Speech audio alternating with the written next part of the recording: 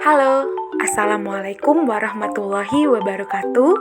Kembali lagi bersama saya, Yelin Tridari, dengan NPM 5019144 untuk memenuhi tugas mata kuliah pembelajaran PPKN di SD. Alhamdulillah, pada kesempatan kali ini kita sudah memasuki pertemuan minggu kelima dengan materi sumber belajar, khususnya sumber belajar PKN di SD. Pengertian sumber belajar. Secara umum, sumber belajar merupakan semua sumber, baik berupa data, orang, dan wujud tertentu yang dapat digunakan oleh peserta didik dalam belajar, baik secara terpisah maupun secara terkombinasi, sehingga mempermudah peserta didik dalam mencapai tujuan belajar ataupun mencapai kompetensi tertentu. Seorang guru harus memiliki kompetensi yang utama, yaitu pedagogik, sosial, dan kepribadian.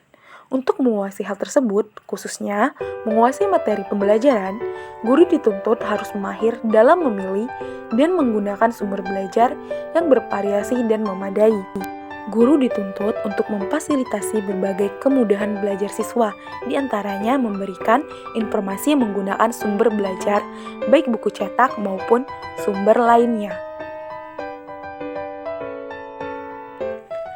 Adapun manfaat sumber belajar menurut Rohani meliputi yang pertama, memberikan pengalaman belajar secara langsung dan konkret, dapat menyajikan sesuatu yang tidak mungkin diadakan atau tidak mungkin dilihat secara langsung dan konkret, dapat menambah dan memperluas cakrawala sajian yang ada di dalam kelas, dapat memberi informasi yang akurat dan terbaru, dapat membantu memecahkan masalah pendidikan, baik dalam lingkup mikro maupun makro, dapat memberikan informasi yang positif apabila diatur dan direncanakan, pemanfaatan secara tepat, dan dapat merangsang berpikir dan bersikap lebih lanjut.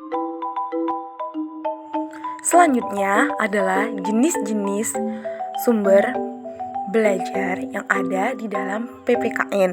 Menurut Akonasi Jahiri menegaskan bahwa di antara sumber belajar penting dalam PKN adalah yang pertama, buku paket atau acuan resmi, kemudian sumber formal perundang-undangan, yang ketiga, bahan atau publikasi atau informasi resmi, seperti depen dari perpustakaan, dan lain sebagainya.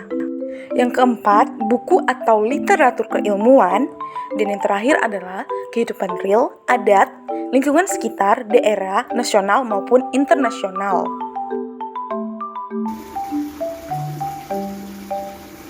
Sedangkan menurut Pernold dan Donald dalam Hidayatullah menegaskan pada awalnya terdapat jenis sumber belajar, yaitu manusia, bahan, lingkungan, alat, dan perlengkapan serta aktivitas lainnya.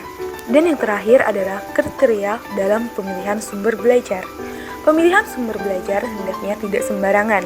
Dalam pemilihan sumber belajar, akan lebih baik jika guru menggunakan kriteria tertentu untuk memilih sumber belajar yang akan dipakai.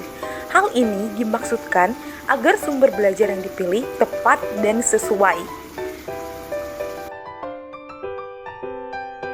Menurut Prastowo dalam Imran, menerangkan bahwa kriteria untuk menyeleksi sumber belajar yang berkualitas dapat dibagi menjadi dua, yaitu kriteria secara umum dan kriteria secara khusus.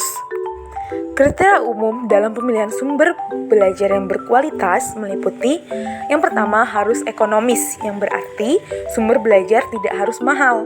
Yang kedua praktis dan sederhana, yang berarti sumber belajar harus mudah digunakan dan tidak membingungkan. Kemudian mudah diperoleh, bahwa sumber belajar mudah dicari dan didapatkan. Dan yang terakhir harus fleksibel atau compatible. Sumber belajar tidak harus mengikat pada satu tujuan. Sedangkan kriteria khusus dalam pemilihan sumber belajar yang pertama itu dapat memotivasi peserta didik dalam belajar. Kemudian, sumber belajar untuk tujuan pengajaran. Yang ketiga, sumber belajar untuk penelitian.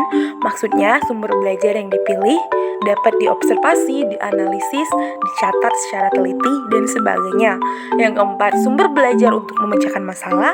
Dan yang terakhir adalah sumber belajar untuk presentasi. Jadi, itulah tadi penjelasan mengenai materi sumber belajar. Saya akhiri, wassalamualaikum warahmatullahi wabarakatuh. See you!